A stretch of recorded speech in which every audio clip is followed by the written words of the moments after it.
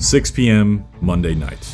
I've just had a brutal day at work. A fridge full of unprepared vegetables and condiments stares me in the face. Knowing I can't muster up the willpower to make myself a decent meal, I decide to order delivery instead.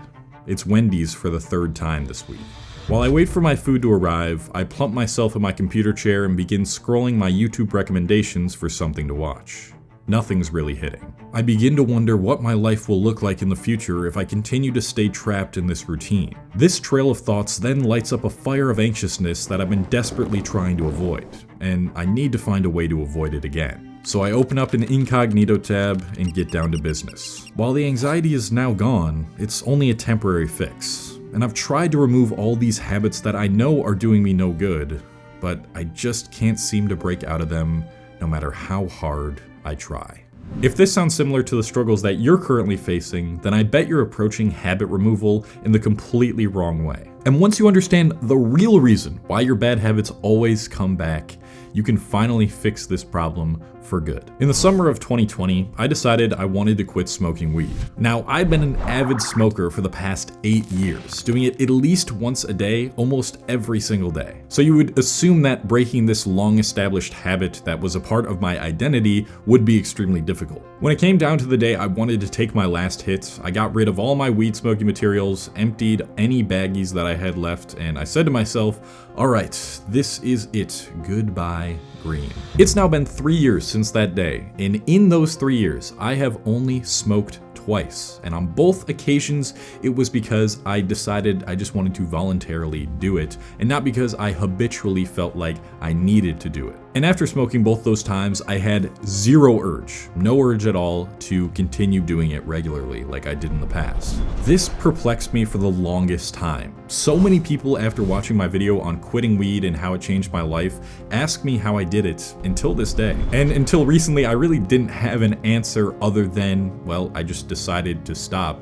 And I did. But what I now realize, and this is the most important part, is that it wasn't the traditional way of removing bad habits that made this change permanent.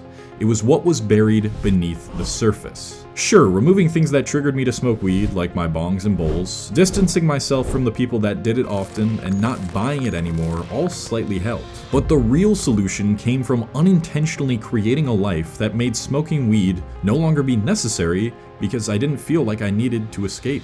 At this time in 2020, I was going through the largest metamorphosis of my young adult life. I had finally moved into my first apartment, I had just gotten out of a relationship, just graduated college, and was in the process of becoming a full-time YouTuber, which means that everything about who I was and how I viewed myself had changed. I was also doing a ton of inner work during this time because my breakup forced me to reevaluate how I placed value on myself as a person. I attached so much of my worth to other people's opinions and how much love and support other people would give me on a daily basis. And when all of these stressful, difficult realities started to weigh down on me, my natural response was to pick up the weed. So when I was finally able to break free from that, accept my insecurities, and be fully aligned with the purpose that I enjoyed doing, I had absolutely zero urge to smoke weed. This is what you need to understand. Your bad habits are only a symptom of a much larger problem that you're either unaware of or not willing to face and deal with. So you shouldn't be asking yourself, how can I get myself to stop doing this bad habit? Because that never addresses the root of the problem.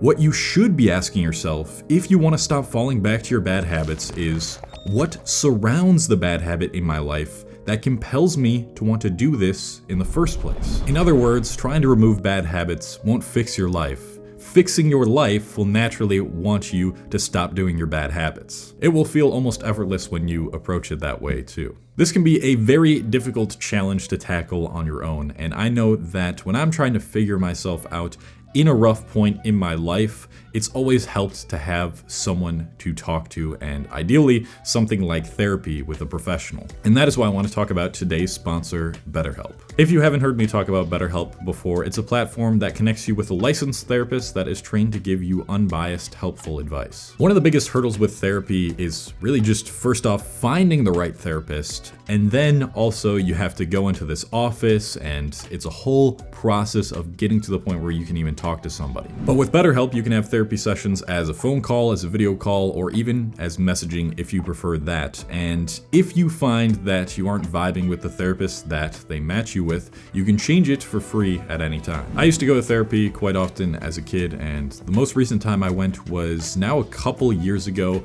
And it's just so nice to have that person to talk to who will not judge you for what you're opening up about and give you actual solutions. All you got to do is fill out a questionnaire on their website to help assess your specific needs, and they'll usually match you with a therapist within 48 hours. Over 4 million people have used BetterHelp now to start living happier, healthier lives, and a lot of you guys, my subscribers, have used them as well and have had some great things to say about BetterHelp. So if you are interested in finally pursuing therapy and living a better life and living a life that is fully aligned with your purpose, you can go to betterhelp.com/Cole. That is betterhelp.com/Cole, and you'll get 10% off your first month if you use that special link. Now let's get back to the video. In order to start focusing on the root cause, instead of the habit, which we now know is the symptom of the root cause, we must do what I described earlier. We must focus on what surrounds the bad habit instead of the habit itself. And what better way to provide a good example of how to do this than with one of the biggest things that young men are struggling with right now: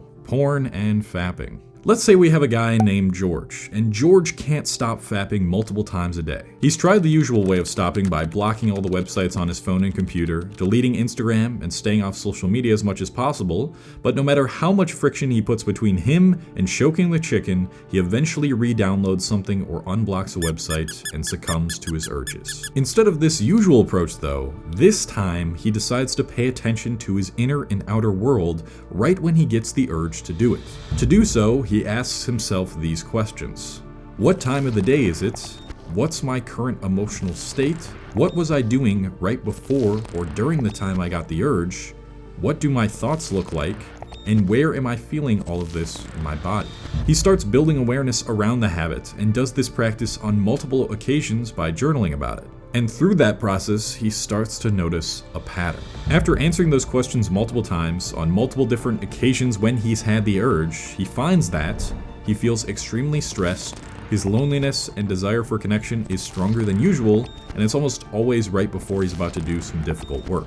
The thoughts that frequently come to his mind during this time are, "This life shit is too hard, I just want somebody to love," and other similar complaints. So if this is the case, it means that George's root cause for wanting to fap so much is that he wants a temporary relief from stress, feeling lonely and like his life is worthless. And he wants to avoid difficult work that he knows will benefit his life. These are pretty similar findings to my root causes for wanting to watch dirty websites and do that type of stuff all the time as well. I find that if I'm in the middle of some really difficult work and it gets really hard and I don't want to push through it, I will habitually open up an incognito tab.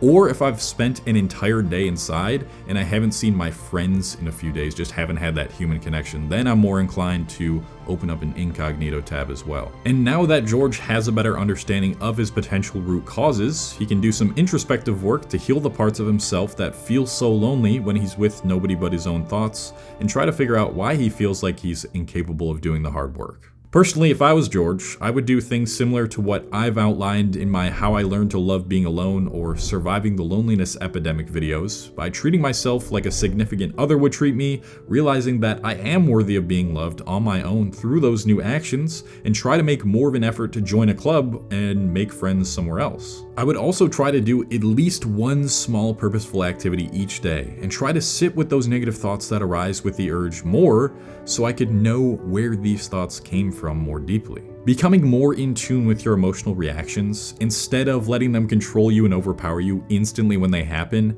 would hold some beneficial findings as well. And you do have the power to do that so long as you consistently practice doing that through something like meditation. The last incredible clue for understanding and healing the root causes of your bad habits is to not just look at the negative things surrounding the bad habits, but also the positive things that make you forget about doing the bad habit entirely. This means it's just as important to ask yourself, what are the times in my life where I feel the least inclined to do these bad habits? And how can I go about structuring my life so that I experience those times more frequently? The more that George does this introspective work, finds all the things outside of the habit itself that make him want to do it more or less, and takes the necessary steps to think more highly of himself and his life, the less and less he will even think about wanting to fap. Because when life no longer needs to be escaped in order to be handled, then those escapist actions become irrelevant. Now, this doesn't mean that the traditional way of removing habits is useless. You should still try to create as much friction as possible between you and the bad habit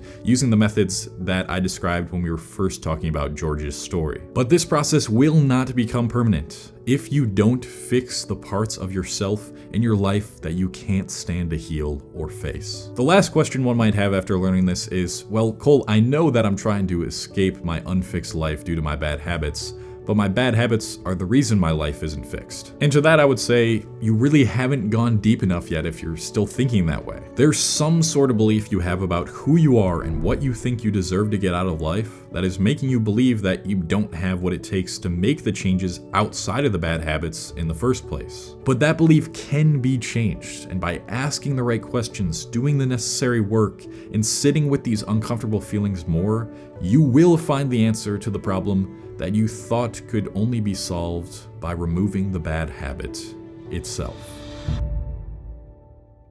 Thank you to all my patrons on Patreon. This is where you can talk to me one-on-one over the phone. If you want to check that out, the link is in the description. And if you're also lacking discipline to actually remove these bad habits, I go deep into what everyone gets wrong about discipline in this video. So check out that video right now. And now I'm heading out. Yeah, hope you enjoyed. I love you guys, and peace.